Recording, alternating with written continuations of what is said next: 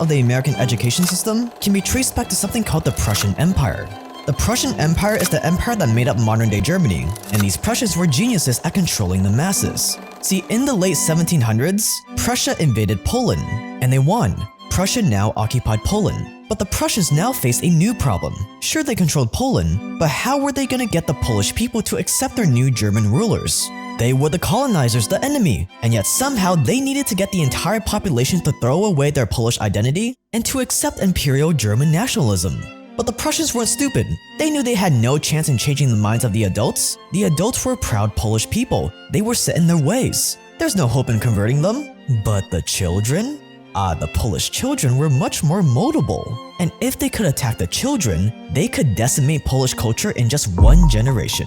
So, Prussia created a new 8-year education system, where for 8 years kids would go to school and learn things like reading and writing, but they would also learn how to listen to orders. They would learn how to do as they're told, to respect the authority of their Prussian leaders. And this new Prussian education system worked. One Prussian philosopher brilliantly described their education model by writing, "Education should be aimed at destroying free will, so that after pupils are thus schooled, they will be incapable throughout the rest of their lives of thinking or acting otherwise than as their schoolmasters would have wished."